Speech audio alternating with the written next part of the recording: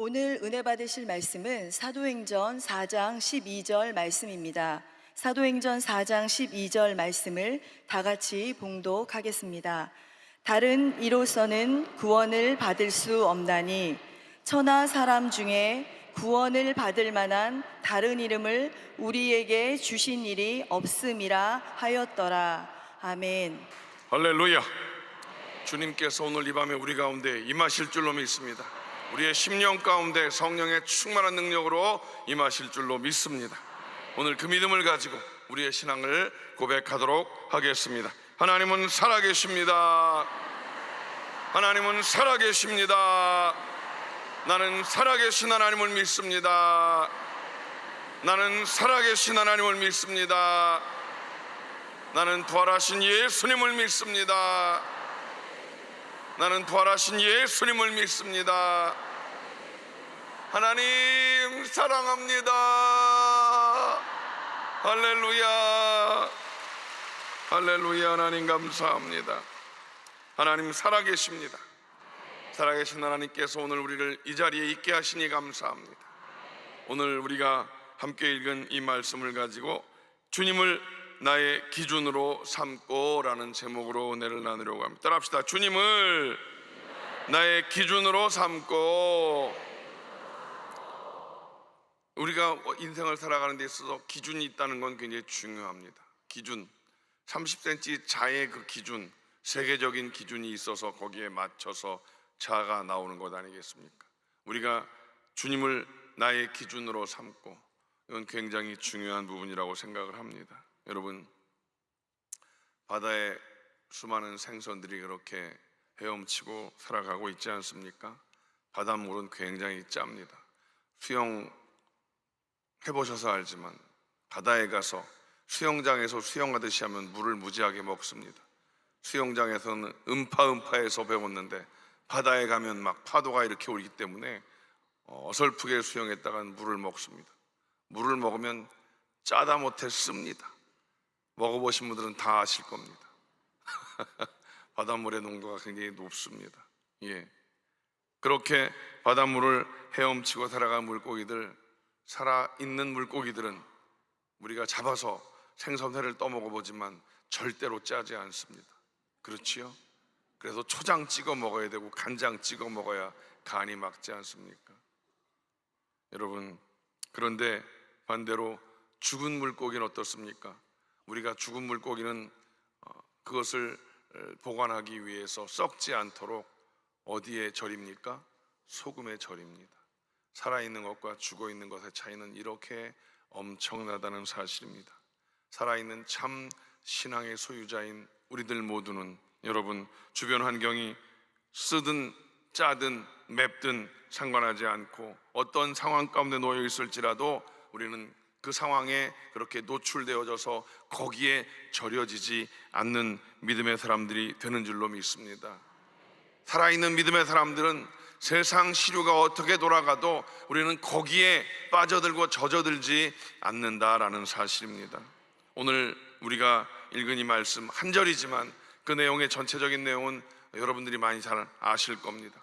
베드로와 요한이 등장을 하고요, 이제 베드로와 요한이 유대의 최고 법정이었던 산헤드린 법정의 재판정에 서게 되어집니다. 그 자리가 어떤 자리입니까? 예수님을 죽음에 이르게 했던 그 장본인들이었습니다. 그들이 이제 베드로와 요한을 신문하고 있습니다. 전체적인 내용을 읽지 않아서 여러분들이 뭐지 하는 분도 계실 터인데, 이 상황은 이제 베드로와 요한이 성전 미문에 앉아있던 안전뱅이를 일으켜 세우고 그로 말미암아 막 요동이 벌어집니다. 와, 이거 뭐야, 이거 무슨 일이야 라고 요동이 벌어지고, 이런 상황 속에서 베드로와 요한이 잡혀오게 되어졌다라는 사실입니다. 그리고 그 산헤드린 법정에서 이제 그들을 신문하는 자들이 이렇게 묻습니다. 7절 말씀입니다. 너희가 무슨 권세와 누구의 이름으로 이 일을 행하였느냐? 이거는 하지 말라는 얘기고 까불면 죽이겠다는 이야기 아니겠습니까? 여러분, 이미 유대인들 사이에서 나사렛 예수는 이제 법을 어겼던 이단의 한 종파로 판결 내어진 상황이다라는 것입니다. 그래서 예수를 따라가면, 예수를 믿으면 죽을 수밖에 없는 그런 상황에 놓여지게 되어 있다는 것이죠. 여러분, 예수를 믿는다는 그 상황, 그것은 유대인의 공동체에서 축출당할 수밖에 없는 그런 지경. 우리는 사실 이것에 대해서 별로, 우리도 다른 종교에 있다가 예수 믿으면 심하게 핍박을 받는 경우도 있습니다. 절대로 안 된다, 절대로 그것을 허용해 줄 수 없는 그런 가정들이 있습니다. 호적을 파겠다는 그런 이야기도 심지어 하기도 합니다만, 그 당시 유대인들에게 예수라고 하는 이단 괴수를 따르면, 그 법을 따르면, 그 길을 따르면 그들은 유대인 공동체에서 쫓겨날 수밖에 없는 그런 지경에 빠져들게 되는 것입니다. 여러분, 이런 상황 속에서 대제사장의 무리들이 나사렛 예수를 십자가에 못 박음으로 말미암아 이제 그들의 그 나사렛 예수를 따르는 종자들이, 우리말로 종자라고 표현하죠, 종자들이 이제는 다 사라진 줄 알았습니다.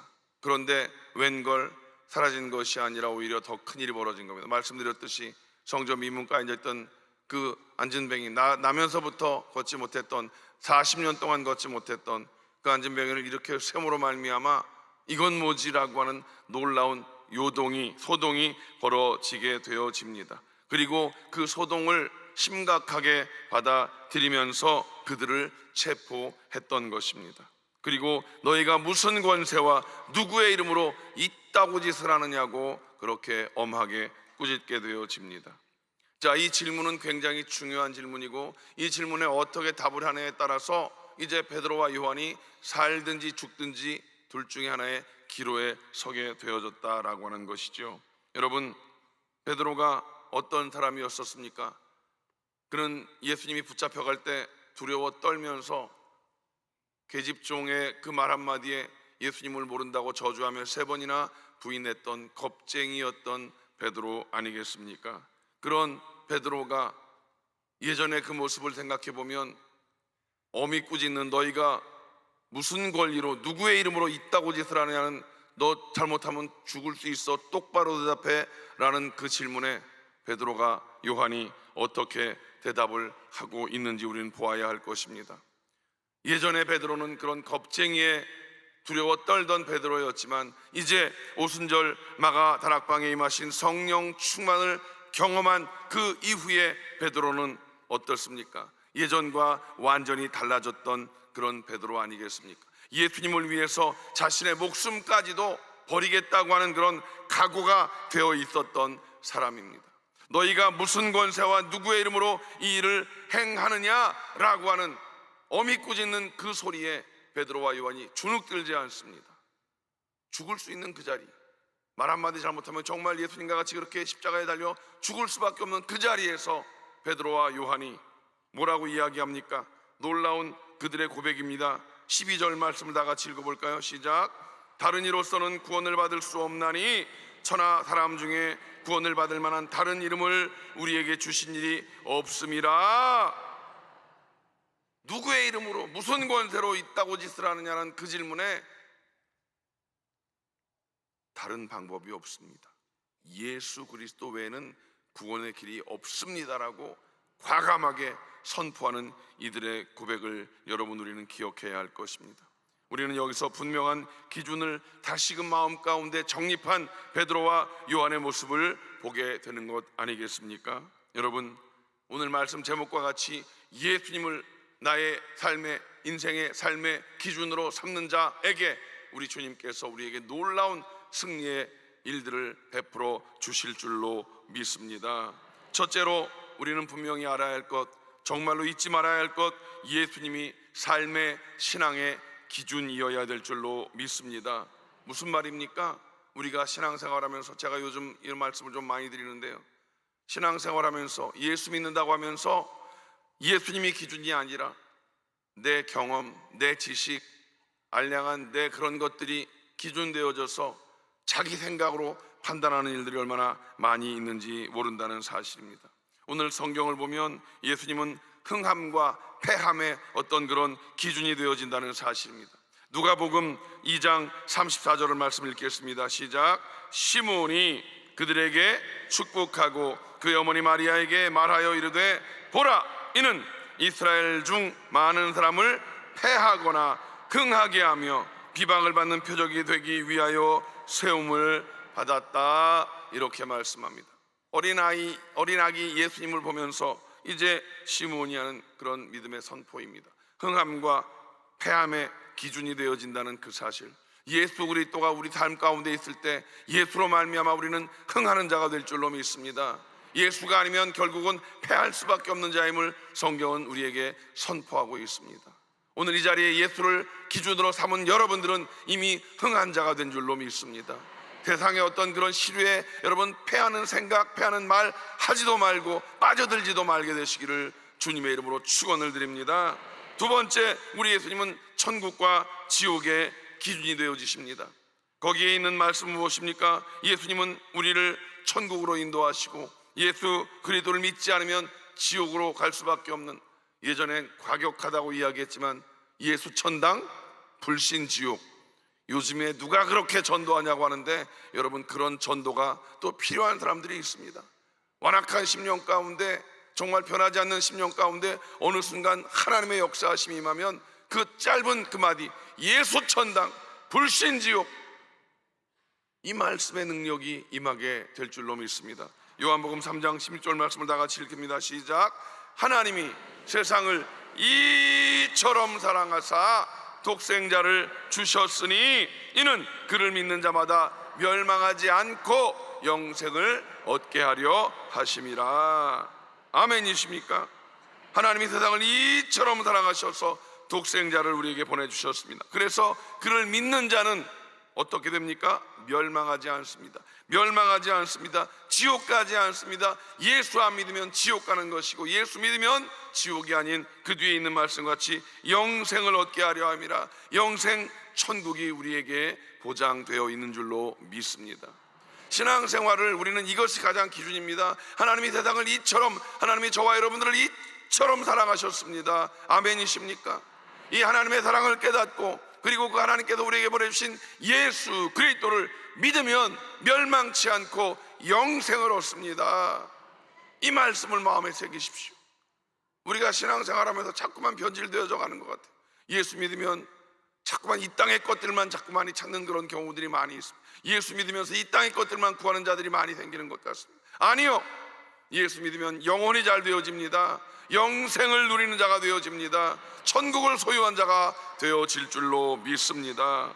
그리고 세 번째로, 예수님은 구원과 정죄의 기준이 되어집니다. 마가복음 16장 16절 말씀을 읽겠습니다. 시작. 믿고 침례를 받는 사람은 구원을 얻을 것이요 믿지 않는 사람은 정죄를 받으리라.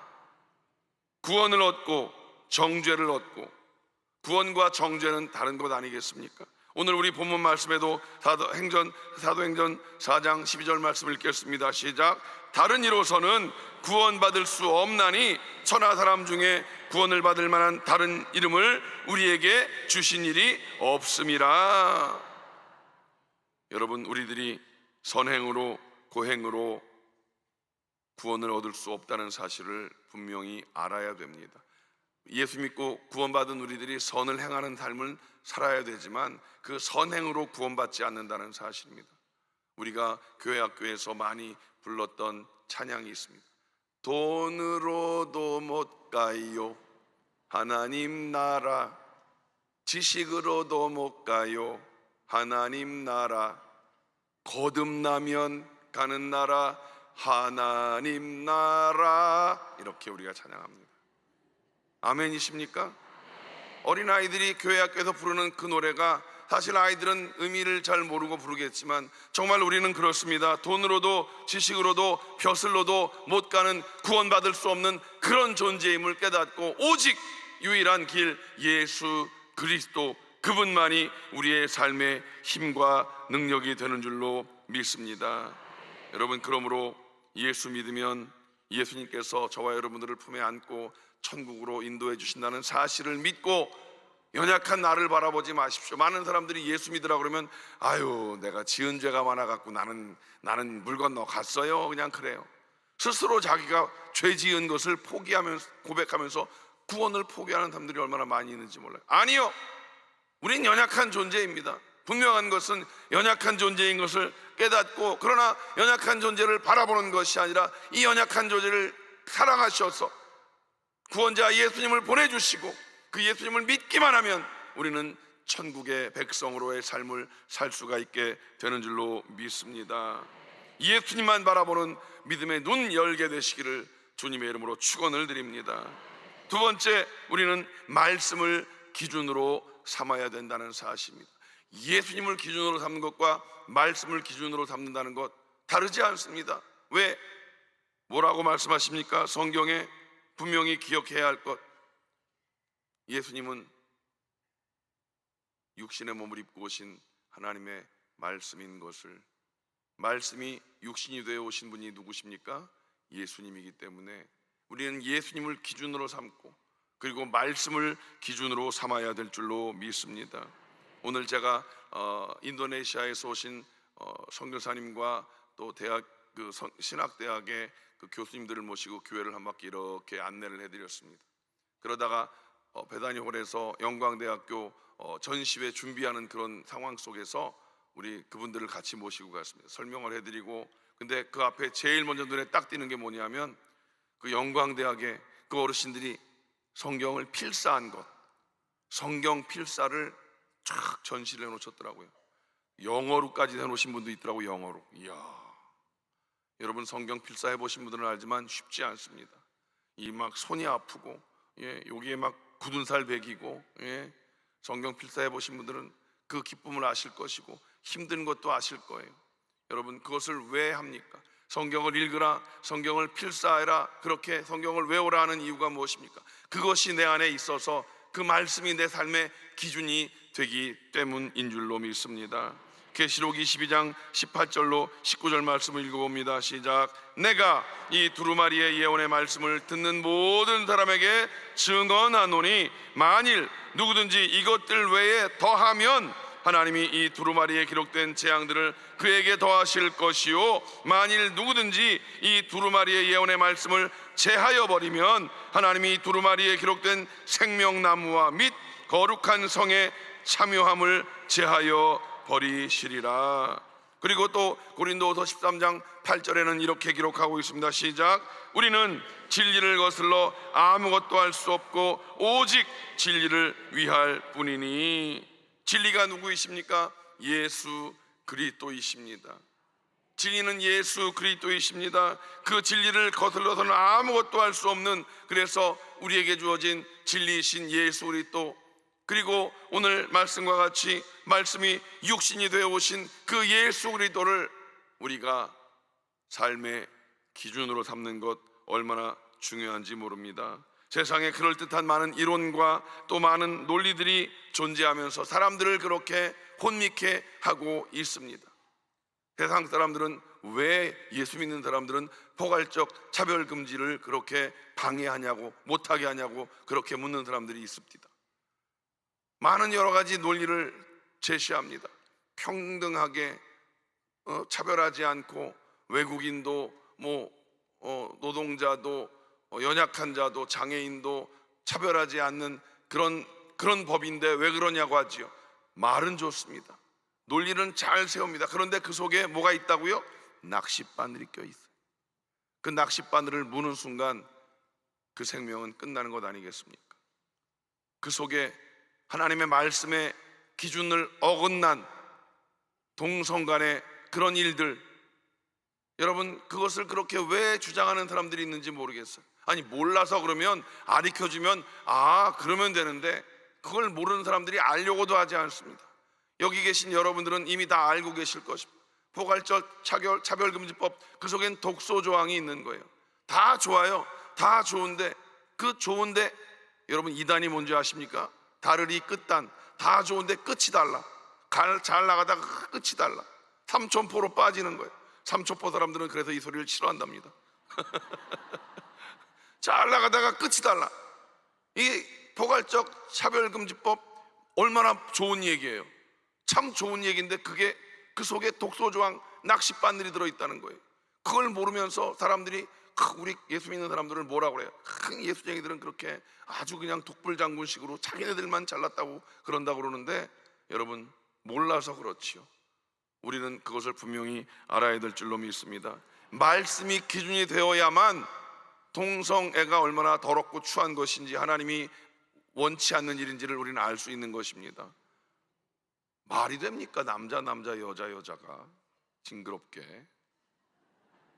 아우 진짜 세상이 이상해졌어요. 그치요? 어쩌려고 그러는지 모르겠습니다.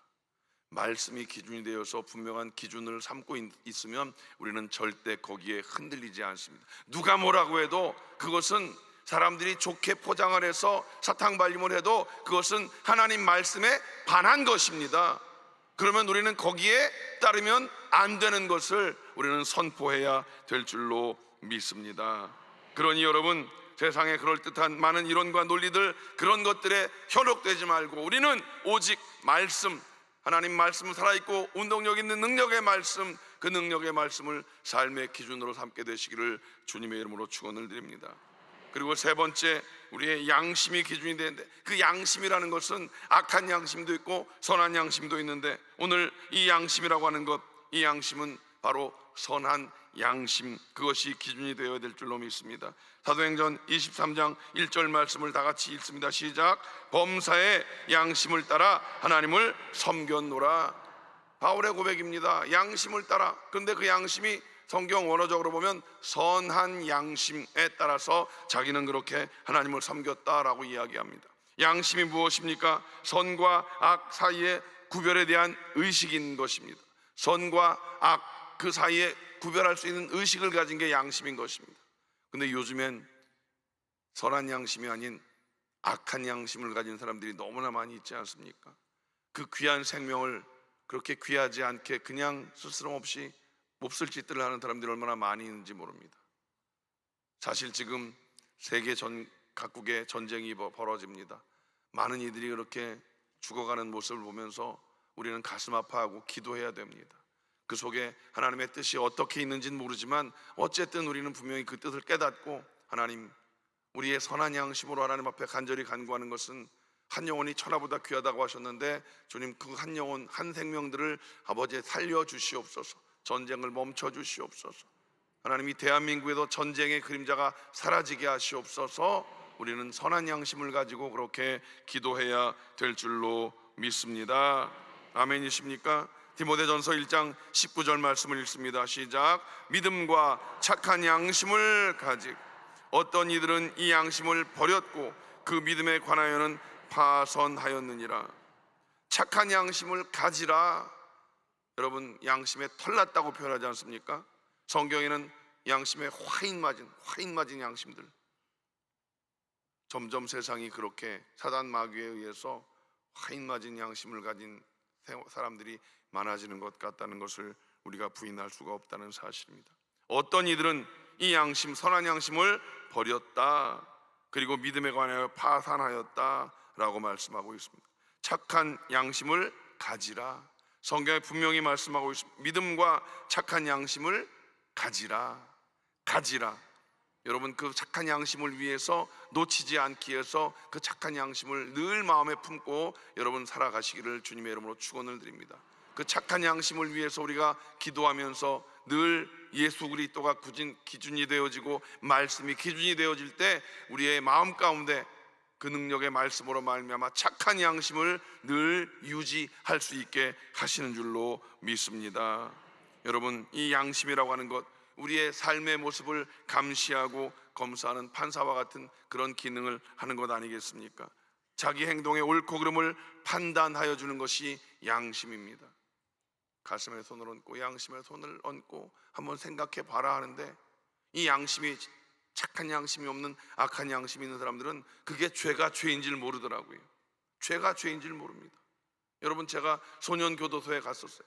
소년교도소에 이 어린아이들이 교도소에 와 있는데, 걔네들은 정말 양심에 털이 났는지 모르는 건지 자기네들이 여기 왜 와 있는지를 모르더라고. 진짜로 재수 없이 걸려서 왔다고 그래요. 그렇게 자라서 어떻게 될지 정말 암담하더라고요. 그 양심이 선한 양심으로 변화될 수 있도록 정말 눈물로 기도했는데 하나님께서 변화시켜 주지 않으면 그 악한 양심은 변화될 수가 없는 것 같더라는 것을 말씀드립니다. 여러분, 성경에 보면 가룟 유다가 양심을 버리고 그렇게 스승이신 예수님을 팔고 그는 결국 자살로 인생을 마칩니다. 선한 양심이 아닌 악한 양심으로 살던 인생들은 실패하는 인생이 될 수밖에 없다는 사실입니다. 아나니아와 삽비라는 어떻습니까?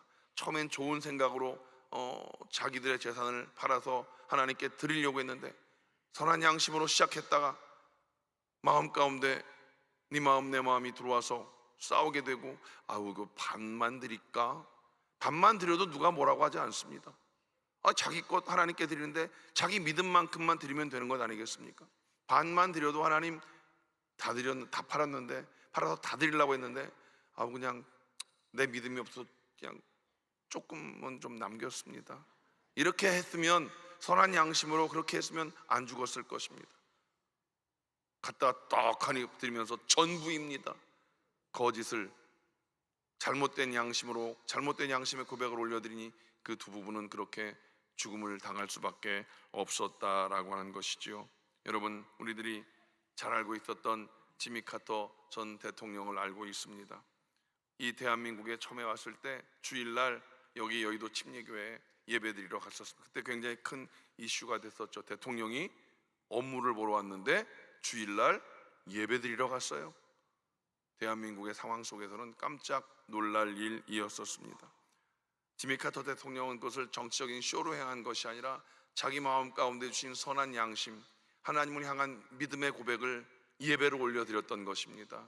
그가 평생 그렇게 교회 학교에서 교사로 헌신했고, 또 노년에는 헤비타트 집 지어주는 선한 양심을 행하는 그런 일들을 했던 것을 우리는 기억하고 있다는 사실입니다. 지미 카터 대통령은 분명한 신앙의 삶의 기준이 세워져 있었던 사람인 것을 여러분 우리가 알고, 우리도 이 땅 살아가면서 1부 예배만 잘 드리는 인생이 아니라 2부 예배를 잘 드려서 예수 그리스도가 기준이 되어지고, 말씀이 기준이 되어지고, 선한 양심이 기준이 되어지는 우리 모든 성도들 다 되시기를 주님의 이름으로 간절히 축원을 드립니다. 욥을 보십시오. 자기가 세운 기준으로 볼 때 그는 의로운 사람이었던 것 같습니다. 그런데 완벽하신 하나님의 기준 앞에 자신을 비추어 보니까 빛 되신 주님 앞에, 하나님 앞에 자기 자신은 온통 죄밖에 없음을 깨닫게 되어집니다. 그리고 그는 부끄러운 마음에 이런 고백을 합니다. 욥기 42장 3절 말씀입니다. 시작. 무지한 말로 이치를 가리는 자가 누구니이까? 나는 깨닫지도 못한 일을 말하였고 스스로 알 수도 없고 헤아리기도 어려운 일을 말하였나이다. 자기가 알고 있는, 자기가 경험했던 것들이 진리인 줄 알고 친구들과 논쟁 가운데 그것을 막 전했단 말이에요. 근데 하나님께서 깨닫게 하시고, 웃기지 마. 빛 되신 하나님 앞에 그는 스스로 죄인임을 깨닫게 되어졌다라는 사실입니다. 여러분, 그러나 그가 깨닫게 되어지고, 그러니까 우물한 개구리인 거죠. 내가 볼 땐 나는 의로운 사람이야. 하나님 앞에 매일매일 예배드렸고, 정말 하나님 앞에 범죄치 않으려고 하나님 앞에 제사 지내면서 정말 하나님을 영화롭게 하는 삶을 살려고 했다고 그는 그렇게 스스로 생각했었지만, 우물한 개구리의 그 상황을 벗어나서 바깥에 더 크고 위대한 하나님의 기준이 있다는 것을 깨닫게 되었다는 사실입니다. 결국 욥은 지금까지의 그 하나님에 대해서 귀로 듣기만 했어요. 하나님의 말씀을 귀로 듣기만 했었지만, 이제 그가 하나님께서 영의 눈을 열어주셔서 하나님을 보게 되어집니다. 그의 영의 눈으로 하나님을 뵙고 보니 지금까지 자신이 얼마나 작은 세계 안에 우물한 개구리의 삶을 살았는지를 깨닫게 되었다는 사실입니다. 다니엘은 어땠습니까? 포로 생활 중에서도 그는 하나님께로 뜻을 정하여 분명한 기준을 가지고 살았습니다. 그래서 죽음을 불사하고 그가 왕이 내린 그 귀한 밥을, 맛있는 밥을 포기했다라는 사실입니다. 그것이 결코 쉬운 일은 아니었을 것입니다. 왕의 진미를 먹어서 얼굴 혈색이 안 좋으면 그건 왕에게 도전하는 일이기 때문에 있을 수가 없는 일이었습니다. 그러나 다니엘은 하나님께로 뜻을 정하여서 그 뜻대로 그는 하나님 말씀에 순종하면서 하나님의 영광을 드러내는 모습을 볼 수가 있었습니다. 그가 그렇게 행할 수 있었던 이유는 다니엘서 1장 8절에 이렇게 기록하고 있습니다. 뭐라고 기록됐나요? 자기를 더럽히지 아니하도록, 자기를 더럽히지 아니하도록, 우상의 제물에게 드렸던 그것을 먹음으로 자기를 더럽히지 아니하려고 자기는 마음의 뜻을 정했던 거예요. 하나님의 뜻, 그 뜻을 마음에 새겨서 그 말씀을, 착한 양심을 그렇게 품고 그런 뜻대로, 내 뜻대로가 아니라 하나님의 뜻대로 순종했던 것을 우리가 볼 수 있다는 사실입니다. 요셉은 어땠습니까? 보디발의 집에서 종으로 생활하면서 분명한 신앙생활의 기준을 가지고 있었습니다. 고생스럽지만 노예로서 참 힘들고 어려운 삶을 살았지만 그러나 그의 심령 가운데 분명한 기준을 삼았습니다. 그런 분명한 기준은 바로 하나님이었던 것입니다. 하나님의 그 뜻을 그런 마음 가운데 품고 있었기 때문에 보디발의 아내가 그를 유혹했을 때 그가 그 유혹에 넘어가지 않고 창세기 39장 9절에 이렇게 고백합니다. 시작. 내가 어찌 이 큰 악을 행하여 하나님께 죄를 지으리이까. 당신이 그런 유혹을 내가 감당하면 나는 당신과의 관계가 문제가 아니라 보디발 장군과의 관계가 아니라 하나님 앞에 죄를 짓는 것입니다. 나는 그럴 수 없습니다 라고 그는 그런 것들을 물리쳐 이겼던 것을 볼 수가 있는 것입니다. 그런데 오늘 여러분 보십시오. 욥도 그랬고 다니엘도 그랬고 요셉도 그랬고 하나님을 기준으로 삼고 말씀을 기준으로 삼고 착한 양심을 기준으로 삼으면 좋은 일만 있는가? 절대로 그렇지 않다는 거예요. 그런 하나님을 기준으로 삼는 삶, 말씀을 기준으로 삼는 삶, 예수 그리스도를 기준으로 삼는 그들의 삶 속에 오히려 고난이 닥쳐왔다는 것입니다. 그 고난으로 말미암아 그들이 완전히 망했는가요? 아닙니다. 우리는 성경을 통해서 그 기준을 지키며 살아갈 때 닥쳐오는 그 고난을 통해서 그를 더 연단시키고 훈련시키셔서 하나님은 결국은 그들을 하나님의 능력으로 승리케 하신 줄로 믿습니다. 여러분, 아까도 제가 말씀드렸듯이 이 대한민국에서 예수 믿고 살아가는 것이 점점 어려워지는 그런 형편 가운데 놓여집니다. 어떤 사람들은 시간 문제지 결국은 포괄적 차별금지법은 통과될 거라고 그렇게 이야기합니다. 시간 문제랍니다. 시간 문제. 이 일에 대해서 우리가 그냥 그렇게 받아들여야 되겠습니까? 아니요. 여러분, 유럽도 그렇고 미국도 그렇고 캐나다도 그렇고 그것을 받아들였던 나라는, 받아들였던 기독교는 결국 발목 잡히고 아무것도 할 수 없는 힘 빠진 그런 모양새로밖에 나타날 수가 없다는 사실을 분명히 알아야 할 것입니다. 우리가 금요일마다 하나님 앞에 기도하지 않습니까? 하나님, 그런 악법들이 세워지지 않게 하여 주시옵소서. 악법들이 세워지는 그것을 하나님 막아주시옵소서. 제가 여기서 늘 말씀드립니다. 저는 여기서 정치적인 얘기하지 않습니다. 그 악법을 만드는 사람들이 누구인지 하나님 그들에게 깨닫게 하시고, 하나님 그 악법들이 만들어지지 아니하도록 그들의 마음, 화인 맞은 양심을 변화시켜 주시옵소서. 이렇게 기도해야 될 줄로 믿습니다. 시간 문제디 어차피 될 거야 라고 하는 그런 생각을 우리는 받아들이지 마시기 바랍니다. 하나님께서 행하시는데 왜 그것을 우리가 우리의 생각으로 그렇게 포기할 수 있겠습니까? 절대로 우리는 그것을 포기할 수 없는 줄로 믿습니다. 하나님의 말씀을, 예수님을 양심의 기준으로 삼고 살아가는 그 상황 가운데 닥쳐오는 여러 가지 어려움들, 손가락질을 당할지라도 핍박을 당할지라도 여러분 그것을 결코 포기하지 않게 되시기를 주님의 이름으로 간절히 축원을 드립니다. 이제 10월 달입니다. 이 가을에 우리들 새롭게 뭔가 새로운 각오가 있어야 되지 않겠습니까? 제가 늘 말씀드리지만 이미 9월 달까지 다 지나와서 아유, 하나님 말씀 읽는 거는 내년에 또 시작해야지 뭐. 그래서 맨날 창세기만 읽어. 맨날 창세기만 읽어 좌우지간. 하나님 말씀을 기준으로 살아간다는 것이 얼마나 위대한 일인지 어저께 장년국 온가족 수련회에서 조혜련 집사님이 간증을 하시는데, 조혜련 집사님이 남묘 호랭개교를 믿었던 사람이에요. 일본 불교. 그것을 엄마와 함께 평생 믿어왔던 그 사람이 하나님의 은혜로 말미암아, 많은 중보자들의 기도로 말미암아 그렇게 주님 앞에 돌아오는 회심의 역사 이후에 어떻게 하면 이 예수를 잘 믿을 수 있을까? 또 이 예수를 나에게 어떻게 잘 증거할 수 있을까? 하나님 주신 지혜가 뭐냐? 하나님 말씀을 읽으라는 거예요. 그 어머니의 구원을 위해서 기도에다가 하나님께서 역사하셔서 어머니가 구원받고 하나님을 만나게 되어지고, 하나님을 만난 이후에 그동안 내가 이제서야 예수 믿게 된 것에 대한 철저한 회개와 함께 너무나 안타까운 마음을 가지고 하나님 말씀을 읽습니다. 그 어머님은 온몸이 다 망가져서 소변줄을 차고 사는 사람, 평생 소변줄을 끼고 살아야 되는 그런 상황이었는데 어느 날 전화가 왔다. 혜련아, 내가 소변줄을 띄었다 라고 그렇게 고백하면서 전화가 왔대요. 하나님께 영광. 그냥 그 할머니가 뭘 할 수 있었겠어요? 하나님을 만난 이후에 하나님 말씀을 읽었어요. 읽고 또 읽고 그 하나님의 말씀을 하루 종일 읽는, 할머니가 할 일이 뭐가 있어? 집에서 맨날 자식들 8한테 맨날 전화해서 그냥 그랬던 할머니가 이젠 하나님 말씀을 읽으면서 하나님을 만나고 그 속에서 하나님의 놀라운 치료의 역사를 경험했다라는 사실. 평생 소변줄을 끼고 살 수밖에 없는 그 의사의 진단을 하나님의 말씀의 능력으로 해결해 주셨다는 사실입니다. 여러분, 치료받기를 원하십니까? 회복되어지기를 원하십니까? 하나님 말씀을 기준으로 삼고 그 말씀을 주야로 묵상하는 여러분의 인생이 되시기를 주님의 이름으로 간절히 축원을 드립니다. 오늘 이 밤에 결단하십시오. 내년부터가 아니라 당장 오늘부터라도 마음의 결단을 가지고, 여러분 10월, 11월, 12월 3개월 남았습니다. 3개월이면 성경 일독할 수 있습니다. 성경 일독이 중요한 게 아니라 성경 속에 내가 빠져드는 것이 중요한 것입니다.